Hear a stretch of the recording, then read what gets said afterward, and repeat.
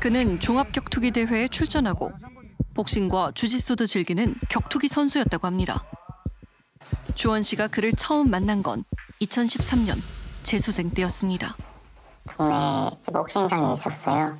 그래서 재수학원이 끝나고 밤늦게 조금씩 운동을 하려고 다니던 체육관이었는데 거기에서 코치로 있던 9살 많았던 코치 김 씨를 친형처럼 따르고 힘든 가정사도 털어놓으며 가깝게 지냈답니다. 둘 다 부모님이 이혼한 가정이라고 합니다.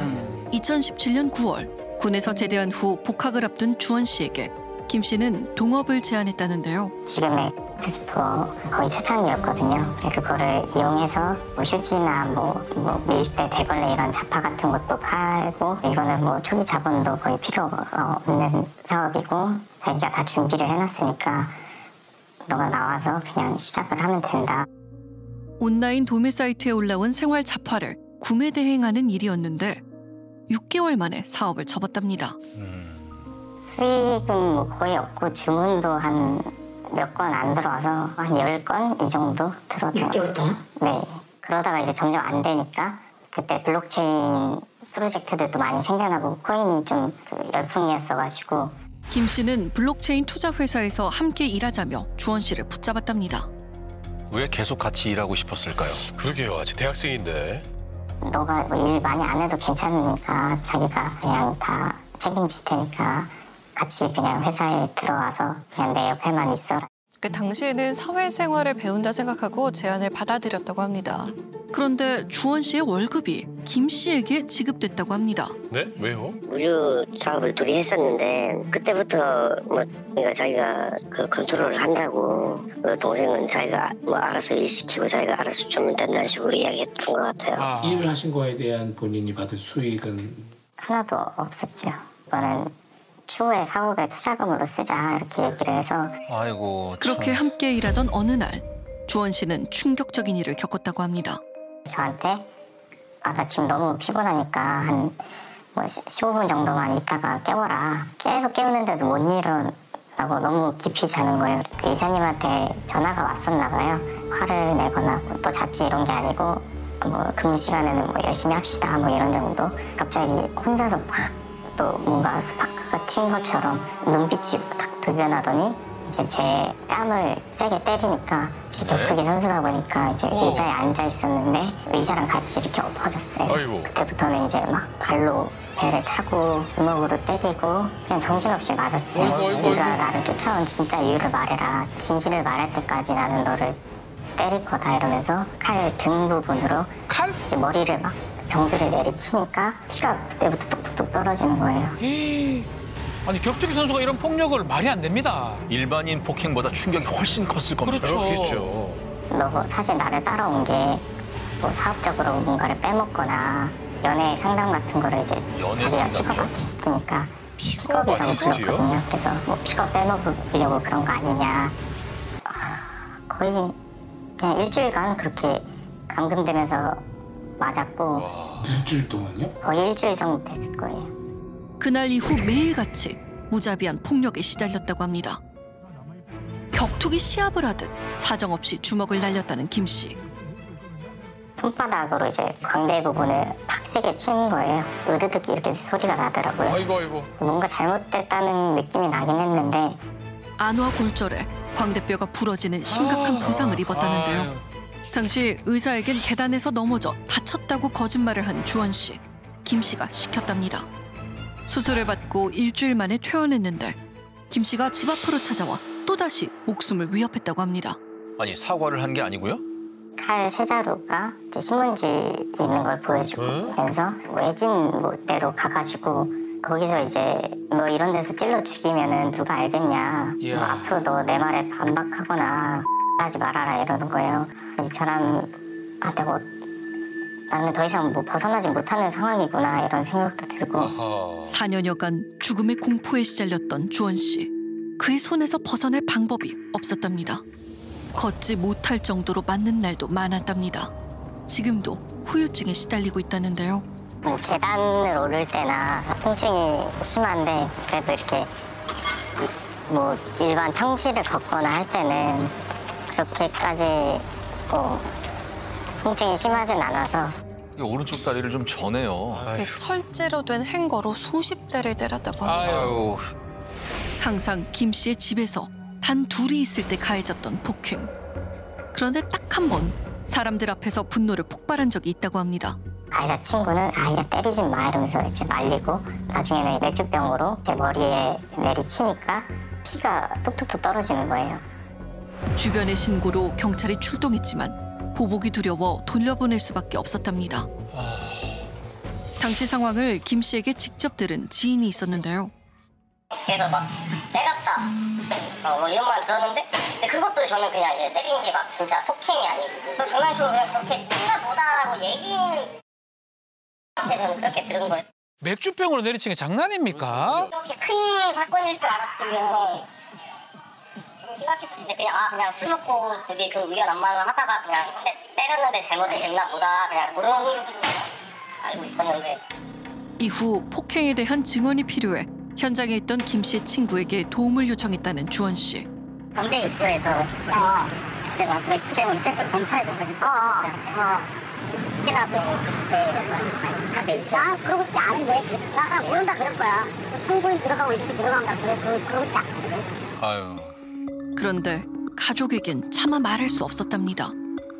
가족의 신상을 접게 하고 잔인한 협박까지 한 겁니다. 네. 아휴. 어디 가서 신고하거나 뭐 누구한테 알려도 니네랑 네 누나는 강간해서 죽이고 우리는 토막내서 죽이겠다.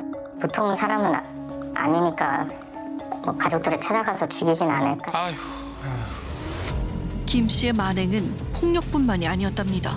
빨래하거나 뭐 식사를 먹거나 아니면은 뭐 청소를 하거나 이런 것들을 이제 싹 다 시켰어요. 그러면서 너는 그냥 앞으로 내 노예 해라 이러면서 말 그대로 진짜 노예처럼 생활을 했습니다. 아니 빨래에 강아지방 청소까지?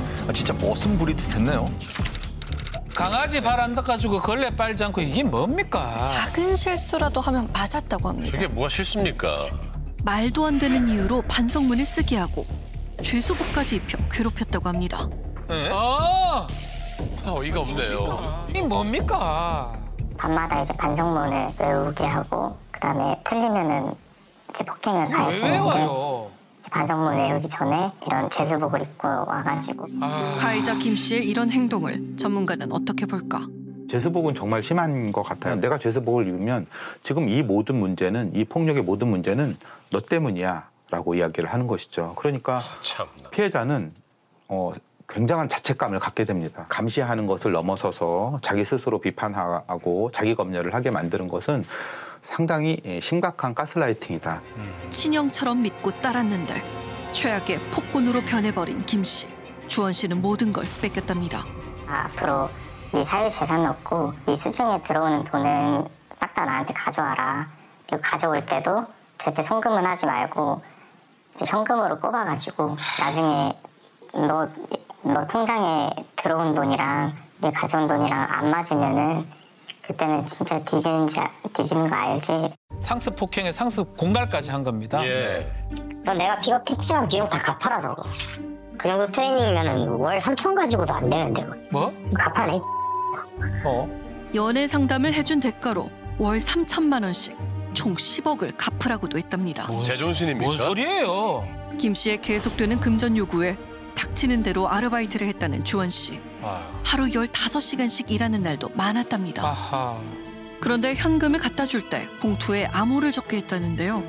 보험회사에서 전화 알바를 했었거든요. 그거는 약자로 뭐라고 적어라. 과는 과이고 F는 이제 아버지. 퇴직금 받았냐? 그거 형한테 진짜 250명. 진짜 언제 일해야지. 그렇게 4년여 동안 김 씨에게 갖다 바친 현금만 2억 1,700여만 원. 아니 5천만 원 큰 돈을 준 적도 있네요. 예. 대출받았던 전세 자금을 상환하려던 돈이었다고 해요. 그 기간 동안 김 씨는 대체 무슨 일을 했을까? 경제적인 활동을 한 것도 없었고 너가 돈을 벌어올 동안 나는 준비를 하고 있는 거다 이렇게 얘기를 하면서 근데 뭘 한지는 사실 잘 모르겠어요. 말 그대로 주원 씨를 노예처럼 부리고 살았습니다. 영원히 그에게서 벗어날 수 없을 거란 절망감에 무기력했던 시간. 하루하루 버텨내야 했답니다. 끊임없는 폭행과 괴롭힘에 몸도 만신창이가 됐다는 주원 씨. 아유, 내가 왜 그러는 거냐고 묻잖아 지금. 내가 힘들었어. 이렇게 몸살에 기침이 떨어질 날이 없었답니다. 그렇죠. 그렇겠죠. 네. 달렸어. 나중에 아이고. 관리가 안 돼? 몸 관리가 안 돼? 그렇게 시키는데 어떻게 관리합니까? 그런 거 같아. 아유, 야 그냥 생각하지 말고 내가 시키는 대로 해 이 돌대가. 19년도부터 가이드한테 맞고 잠도 거의 하루에 3-4시간씩 자고 진짜 죽을 것 같은 정도로 몸이 너무 아팠어요. 그러다가 23년도 한 5월 말 그냥 쓰러졌어요. 나 이제 더 이상 가해자한테 붙잡혀 있으면 진짜 죽을 수도 있겠다 이런 생각이 들고 살다가 객사를 하나 아니면은 가해자한테 뭐 보복당해서 죽으나 똑같이 죽는 거는 마찬가지겠다. 더 이상 버틸 힘조차 없었지만 어떻게 벗어나야 할지 막막했답니다. 그때 탈출구를 찾아준 친구가 있었습니다. 다행입니다. 23년 6월 그동안 당한 일들을 처음으로 친구에게 털어놨다는 주원 씨. 잘 지냈어? 우리야? 마시라고. 땡큐 가자. 김 씨 때문에 친구들하고도 연락이 끊겼었다고 해요. 이런 말도 안 되는 얘기를 들었을 때 얼마나 놀랐을까요? 네. 처음 들었을 때는 이게 좀 진짜인가 싶은 생각이 먼저 들기는 들었어요. 근데 그때는 정말 그냥 겁이 질린 상태였어요. 딱 그 표현이 제일 맞는 것 같아요. 이 친구랑 통화하거나 이럴 때 있는 그런 상황들을 잠시 좀 잊을 수 있었던 것 같아요. 어떻게 하면 친구를 노예 같은 생활에서 벗어나게 할 수 있을까 많은 고민을 했답니다. 친구는 처벌 같은 걸 생각도 없었어요. 그냥 오로지 벗어나고 싶다. 근데 이제 처벌 같은 걸 만약에 하려고 하더라도 증거 같은 게 남아있지 않았기 때문에 그 증거를 수집하는 방법에 대해서도 서로 좀 얘기를 하고 4년여 동안 상습 폭행과 감금, 2억 원이 넘는 금전을 갈취당했지만 입증할 증거가 하나도 없었습니다. 김 씨가 철저하게 감시하고 통제를 한 겁니다. 카메라 부분도 다 가리개 같은 걸 해놓고 그리고 이런 스피커 나오는 부분도 테이프로 옛날에 실리콘까지 쏴서 막긴 했었는데 때리거나 뭐 이제 협박을 하거나 이러기 전에 방에다가 핸드폰 두고 와라 이렇게 한 다음에 녹취 같은 거는 당연히 못하고. 아이고. 김 씨의 만행을 증명할 수 있는 자료를 모으는 게 급선무. 이때부터 욕설을 녹취했습니다. 23년 7월부터 녹취해서 친구에게 보내고 본인 휴대폰에선 바로 삭제했다고 해요. 증거를 사실은 더 모아야 되는 상황이기는 했는데 하도 많이 맞다 보니까 그냥 그 체감이 되더라고요. 그냥 곧 있으면 때린다 이 느낌이 확 드니까 더 이상 못 버티겠다. 그래서 친구랑 같이 있을 때 그 가해자한테 마지막으로 톡을 보내고 속으로 수만 번 되뇌었던 이 말을 보내기까지 큰 용기가 필요했습니다. 절실하게 그와의 악연을 끊고 싶었답니다. 예상했었다라는 답변이 왔어요. 네. 그런데 이후 4일 동안 100건이 넘는 메시지를 보낸 김 씨. 뭐예요 이게? 아니 죽일 듯이 괴롭히고 할 말은 아니지 않나 이거? 진짜로 즐거웠다고요? 이게 말이 됩니까? 그 사람은 나의 소유물이어야 되는데 내가 내 마음대로 다뤄야 되고 내가 가지고 내가 써야 되는데 그게 떠나가게 되면 내 자존심이 상하는 것이죠. 내가 참을 수가 없는 것입니다. 왜 나의 물건을 뺏겼다라는 느낌? 아주 집요하고 계속 반복적으로 가스라이팅을 해왔기 때문에 그거를 이제 내려놓기가 너무 어려운 것이죠. 주원 씨는 2023년 8월 김 씨를 상습 폭행, 특수상해, 감금, 상습 공갈 혐의 등으로 구소했습니다. 본 사안에서 이제 가장 크게 볼 수 있는 부분은 특수상해죄가 있습니다. 칼이라든지 철제 행거라든지 그리고 백주병과 같은 위험한 물건인데 이거 굉장히 생명신체에 특별한 위협을 가할 수 있는 물건들로 범행을 저질렀기 때문에 특수상해죄도 굉장히 무거울 것으로 보이고요. 그리고 또 그리고 특수중간금치상죄도 상당히 무거울 것으로 보입니다. 지금처럼 우선 이제 무술과 관련된 사범과 같은 신체적으로 훨씬 더 우월한 지위에 있기 때문에 이 부분도 양형이 고려가 됩니다. 그렇죠. 김 씨는 자신이 저지른 일들에 대해 어떤 이야기를 할까? 그를 만날 수 있었습니다. 씨, 안녕하세요. 저 MBC 실화탐사 대제작하는 동료정 PD라고 하는데요. 네. 혹시 관련돼가지고 저희가 여쭤보려고요. 폭행 있고 협박 있고 감금했다고 하셨는데 제가 지금 그 조사를 받고 있고 조사를 노시게 받고 있고 피해자한테 미안한 마음 진짜 가지고 있습니다. 실제로 미안한 마음이 있으시네요. 좀 당연하죠. 현금으로 왔다 갔다고 하는데 이렇게 먹는 거잖아요. 일단 그게 지금 제가 어떻게 할 수 없어요. 제가 지금 저가 말을 할 수가 없어요. 지난 4월 9일 김 씨 혐의에 대한 불구속 구공판 처분이 내려졌습니다. 혐의가 인정돼서 재판을 받게 됐습니다. 다행입니다. 그런데 김 씨가 가져간 2억 1,700여만 원에 대해선 증거 불충분 이유로 혐의가 인정되지 않았습니다. 네? 강아지 유튜브 채널 준비를 하느라 투자금을 받은 거다라고 이제 주장을 하더라고요. 근데 유튜브 채널 만든 것도 아예 없고 저랑 계약을 한다거나 이런 부분도 하나도 없습니다. 그 상가를 하나 임대를 해가지고 그거를 공사를 해서 개인 체육관으로 썼거든요. 이것도 이제 유튜브 스튜디오라고 스튜디오요? 제출을 했더라고요. 방송 스튜디오처럼 보이진 않는데요. 아니 뭐 샌드백에다가 덤벨도 많고 그냥 체육관 같은데요. 김 씨가 개인 방송용 스튜디오라고 주장했던 장소를 찾아가 봤는데요. 현재는 누군가 창고로 사용하고 있었습니다. 아하. 실례했습니다. 말씀 좀 물어볼게요. 그러면 운동 말고 뭐 다른 거 하지는 않았었죠? 그 사람들이. 당시 김 씨와 함께 운동을 했던 지인을 만날 수 있었는데요. 자기 운동할 공간 만들어올 테니까 하자. 거기 그냥 저희 가끔씩 한 달에 한 번씩 같이 운동하는 사람 모이면 모이고. 강아지 유튜브를 한다고 해서. 강아지 키우는 건 아는데 강아지 유튜브는 처음 들어요. 주원 씨의 전세 대출금을 가져가 구매한 수입차도 개인 방송을 위한 거라고 주장한 김 씨. 말이 됩니까 이게? 주원 씨는 상습 공갈 혐의에 대한 불기소 처분에 항고를 했습니다.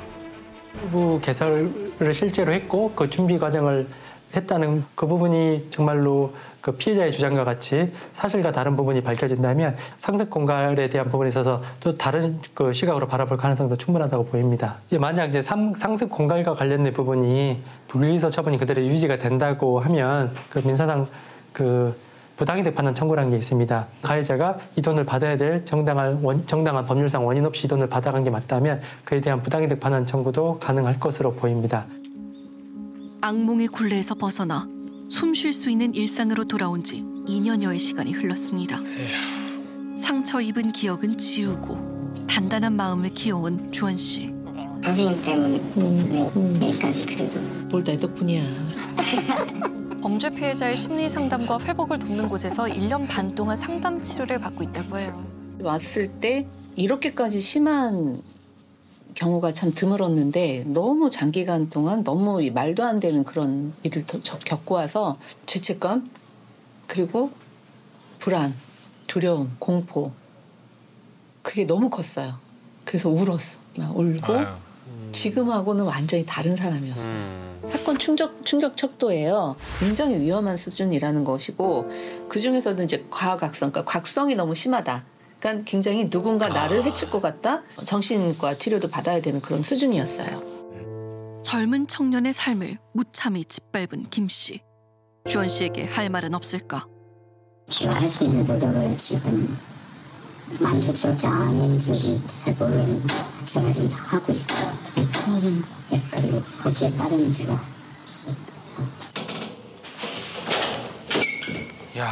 지금까지도 이제 계속해서 사건을 부인하고 있는 상황이니까 분명히 또 언젠가 저 같은 피해자를 만날 것이고 그래서 이번에 제대로 처벌을 받아야지 가해자로 인한 피해들의 그 연결이 끊어질 거라는 생각이 더욱더 강해진 것 같습니다.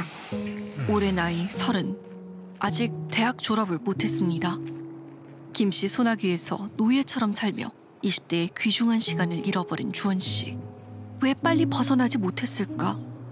후회와 자책이 밀려오는 순간도 있지만 살아갈 날이 더 많기에 오늘 최선을 다해 살고 있습니다. 그래야죠. 네. 그래도 생계를 살아가야 되니까 최대한 사회로 이제 나갈 준비를 해야겠다고 저도 생각이 들어서 취직 준비도 시작하고 준비를 하고 있습니다. 잘 되실 거예요. 감사합니다.